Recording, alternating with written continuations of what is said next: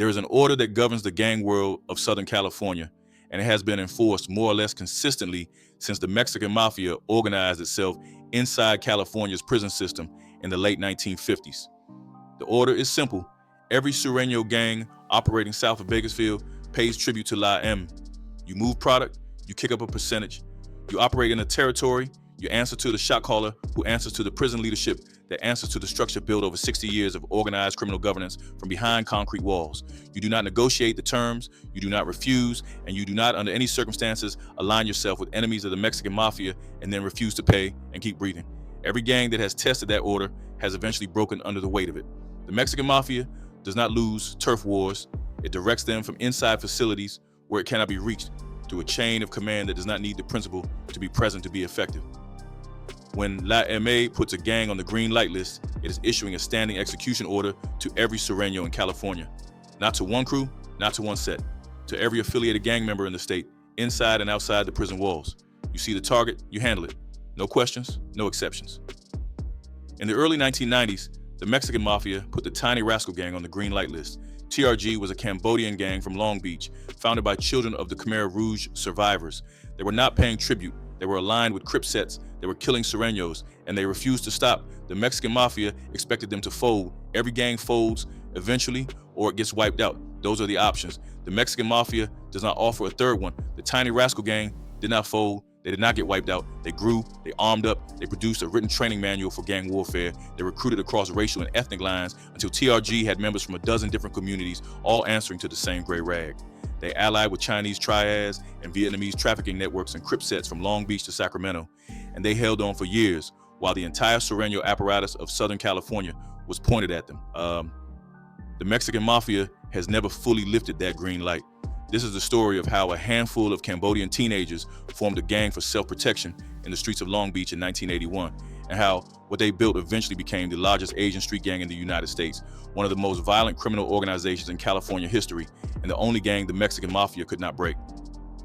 The context for the Tiny Rascal Gang begins not in Long Beach, but in Cambodia on April 17, 1975, the day the Khmer Rouge marched into Phnom Penh and the killing fields began. What the Khmer Rouge did to Cambodia between 1975 and 1979 is one of the worst acts of political mass murder in the 20th century. The regime of Pol Pot evacuated cities, abolished currency, banned religion, destroyed educational institutions, and implemented an agricultural collectivization program under which intellectuals, teachers, anyone who wore glasses, anyone suspected of connections to the previous government or to Western influence was subject to execution. In 4 years, the Khmer Rouge killed between 1.5 and 2 million people, roughly a quarter of Cambodia's total population. The killing fields earned their name one death at a time across the entire country, conducted by a government that had decided that a significant fraction of its own people were enemies of the revolution who needed to be eliminated. Vietnam invaded Cambodia in December 1978. The Khmer Rouge was driven from power. The genocide ended, but Cambodia was destroyed, its social infrastructure shattered, its population traumatized at a generational level, its ability to sustain civilian life severely compromised. The survivors fled, walking through jungles, hiding in refugee camps in Thailand, waiting for any country that would take them. The United States opened its doors. Between 1975 and 1991, nearly 158,000 Cambodian refugees arrived in America, most settled in California. Long Beach, Stockton, Fresno, the Central Valley cities, where housing costs were lower, and existing Southeast Asian communities had already begun to establish themselves. They called their neighborhoods Little Phnom Penh. They were grateful. They were relieved. They thought the worst was behind them. They were right about the genocide.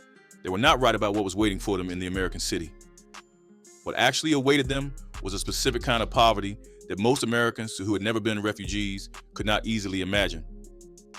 The resettlement process provided minimal support and expected communities to become self-sufficient on a timeline that had very little relationship to the reality of what these families were trying to process.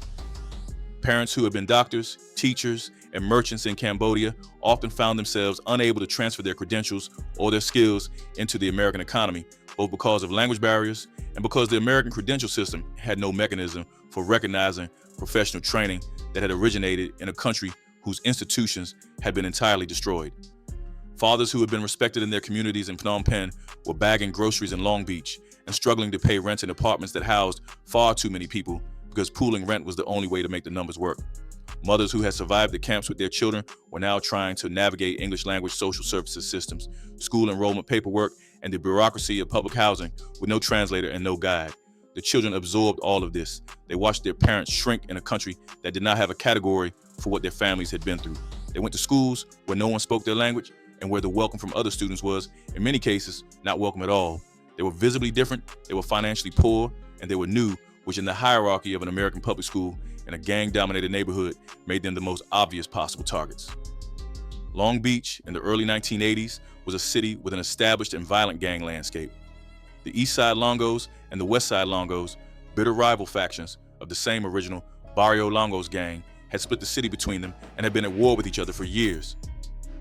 18th Street was expanding. The insane Crips and other Crip sets controlled different corridors, and into this landscape arrived Cambodian children, small and quiet and speaking broken English, carrying the specific invisibility of people who had been through so much that they did not want to draw any more attention to themselves. The established gangs saw easy targets.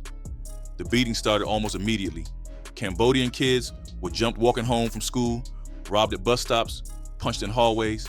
They were not fighting back because they did not have the numbers or the organization to fight back, and because in their parents' world, the thing you did when powerful people wanted to hurt you was make yourself as small as possible and wait for it to end. That strategy had not worked particularly well in Cambodia. It was not working any better in Long Beach. In 1981, after one specific beating that the community reached a collective limit with, a group of Cambodian teenagers decided they were done absorbing it. They had already survived the genocide. They were not going to get bullied to death in America. They formed a gang. They called it the Tiny Rascal Gang. According to the OJP's documented history of TRG, the name was created by an early member known as OG Bonnie. The founding logic was straightforward. As a group, they could be stronger, they could become the aggressors rather than the victims. They adopted the visual language of the world around them completely. Baggy pants, shaved heads, old English tattoos, gang signs, graffiti, the claiming of blocks. They imitated the East Side Longos and the Crip sets in their style and structure because those were the models available. But there was something in TRG from the beginning that the gangs they were mimicking did not fully understand. The children of the killing fields had been raised in proximity to violence at a scale that a Long Beach corner crew had no reference for. They did not flinch at threats the way other gangs might. They did not negotiate when they felt disrespected, and they had a specific orientation toward revenge, toward vendetta, that the surrounding gang world would eventually come to recognize as the thing that made TRG different from every other gang in their territory. You hit one of theirs, they hit back twice. They did not forget, they did not move on, they kept the account and they settled it. The early TRG was not yet the sprawling multi-state organization it would become. It was a relatively small crew of teenagers operating in a few square blocks of Long Beach, connected by ethnicity, shared experience, and the specific daily reality of being Cambodian in a city that had very little awareness of or patience for what that meant.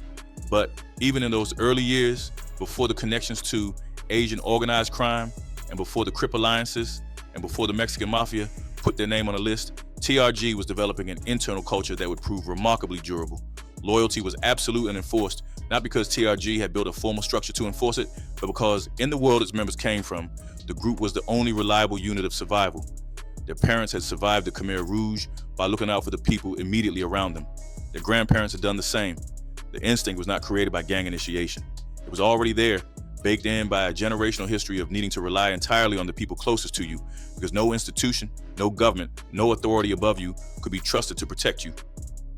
TRG formalized that instinct and gave it a name and a color, and in doing so created something that would prove far more cohesive and far more resistant to disruption than anyone watching from the outside anticipated. The first major documented flashpoint between TRG and the East Side Longos came in 1985 at Anaheim Street and Cherry Avenue in Long Beach. Two cars pulled alongside each other, one full of East Side Longos, one full of TRG members. Insults and gang signs were exchanged. Then TRG fired into the Longo car. A 16-year-old named Oswaldo Carbajal was killed. The war that followed ran for years and produced at least 30 documented shootings in just 4 years. By law enforcement count, which means the actual number was higher. The vendetta mentality that TRG brought to the conflict meant that every Longo attack generated a TRG response. Every TRG response generated a Longo counter, and neither side was willing to accept a ceasefire that did not represent total dominance of the other. What that conflict looked and felt like at street level for the people who lived in the neighborhoods where it was playing out is something that gets lost when the story is told purely through indictments and body counts. The war between TRG and the Longos ran through specific blocks of Long Beach where ordinary families were trying to go about their daily lives. Parents were walking children to school through corridors that had active gang conflicts on either side. Shopkeepers were opening storefronts in the morning without knowing whether the previous night's shooting had changed whose territory they were technically operating in. The Cambodian community was caught in a particular bind. The young men representing them in the streets were also the young men creating a siege mentality in the very neighborhoods their families were trying to establish stable lives within. Older Cambodian residents who had come to America specifically to escape violence now found themselves navigating a block-by-block map of danger that, while categorically different from the killing fields, carried its own daily weight of fear. The social separation between the TRG generation and their parents' generation, between the children who had adapted to the street environment and the parents who had fled one war only to find their children building another one, was one of the quieter tragedies embedded inside everything that followed. The Eastside Longos paid taxes to the Mexican Mafia. That meant the Longos' war with TRG was, in the logic of the gang hierarchy, an affront to La M. TRG was killing men who answered to the Mexican Mafia's authority. They were not paying tribute. They were aligning with Crip sets, which made them enemies of every Sureño gang in Southern California, and they were doing all of this while refusing to acknowledge that they had any obligation to the shadow government that ran the Southern California gang world from inside the state prison system. In the early 1990s, the Mexican Mafia did something that had almost no precedent in the history of the region's gang politics. They ordered the Eastside Longos and the Westside Longos to put aside their decades-old rivalry and join forces. Bitter enemies who had been splitting territories and spitting blood since the 1970s were now supposed to work together toward a single objective: the elimination of TRG. La M issued the green light.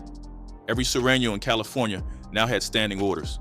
To understand what a Mexican Mafia green light actually means in operational terms, you have to understand how La M enforces authority across a population that is scattered across dozens of cities, hundreds of individual gang sets, and thousands of individual members who have never met the prison shot callers who are directing them.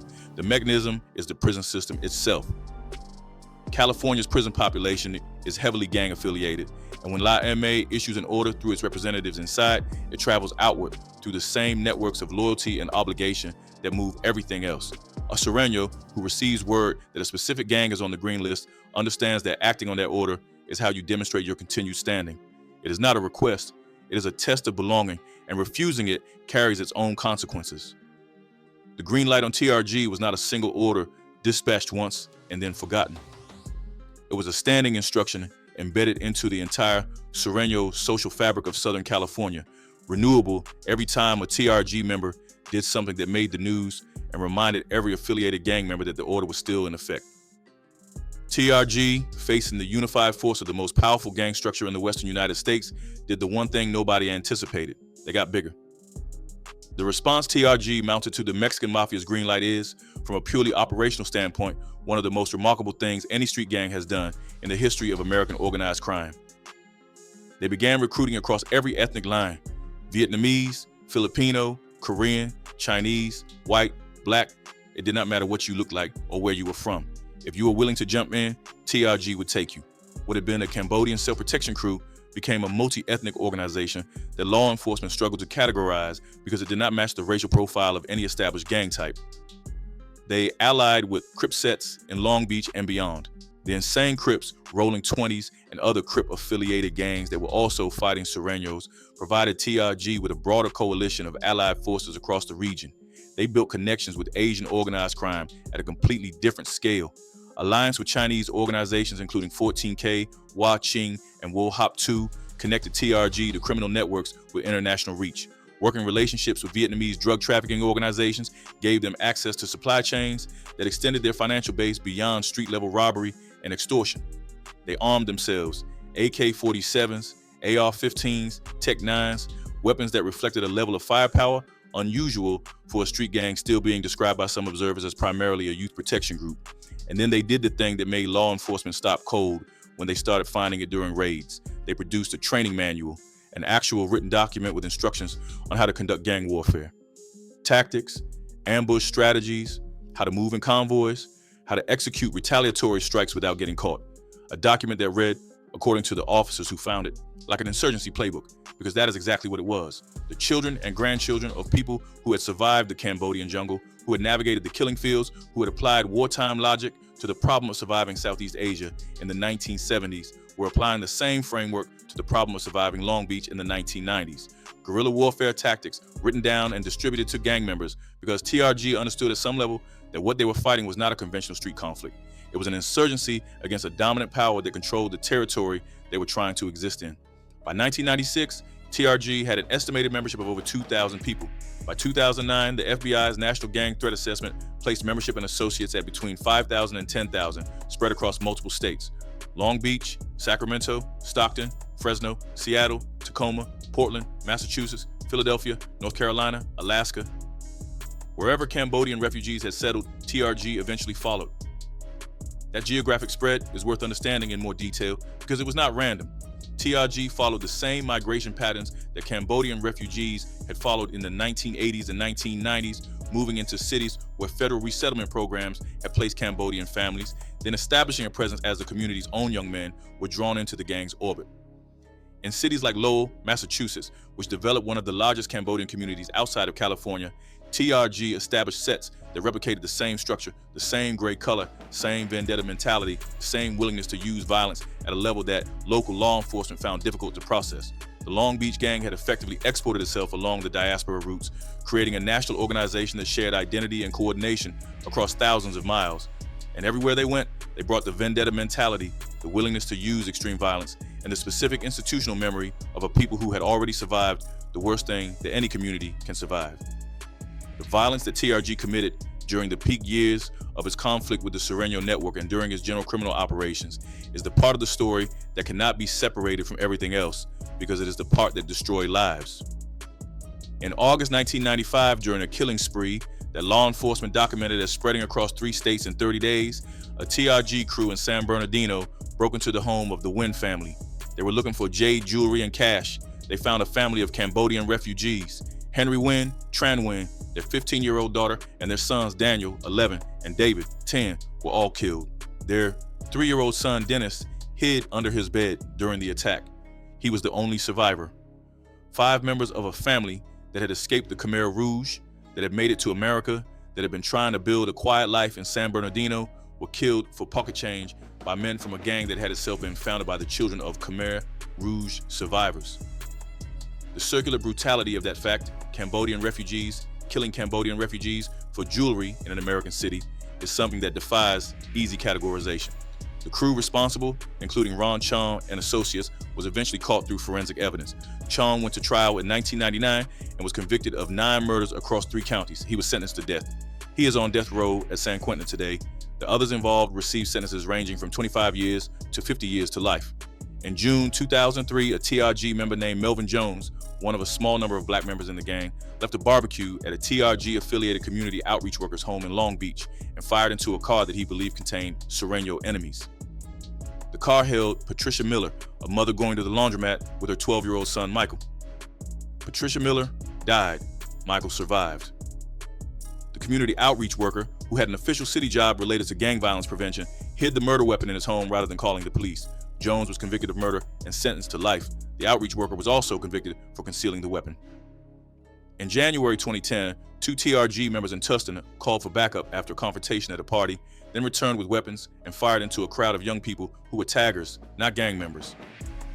Juan Carlos Rodriguez, 16 years old, was hit and died 2 hours later, while his friends, too frightened to call for help, sat with him. The arrested TRG members included 5 individuals who were charged with first-degree murder. In October 2019, 7 TRG members drove to a house party in Long Beach in coordinated vehicles. Someone had posted a social media video in which the host of the party was perceived to have disrespected TRG. The 7 members arrived armed and began firing into the house. 3 people were killed immediately. 9 more were hit. 1 woman was paralyzed for the rest of her life. The Long Beach Police Department called it the worst mass shooting the city has seen in years. Each of these incidents is its own complete human catastrophe. Families destroyed, children left without parents, people left with permanent injuries, killed, traumatized for no reason that any of the victims had any part in creating. The violence is not diminished by understanding the context that produced it. The people who died in those incidents died because of specific decisions made by specific individuals who bear responsibility for those decisions. The specific history that produced TRG's particular character is worth holding alongside all of that, not as excuse, but as explanation, because TRG is not an ordinary street gang, and it cannot be understood through the frameworks developed for ordinary street gangs. The children of the killing fields came to America. America's streets produced something specific and terrible in them, and the people who paid the heaviest price for all of it, Patricia Miller, going to the laundromat, the Wynn family in San Bernardino, Juan Carlos Rodriguez at a house party, the woman in Long Beach, whose life was permanently altered in 2019, were not the people who made any of the decisions that built the world that killed them. That is the Tiny Rascal Gang. That is what it built, what it cost, and what it means that the Mexican Mafia, the most powerful prison gang in California, issued a standing execution order against it, and the gang is still here. Some things you cannot greenlight into submission. Some histories run too deep for that.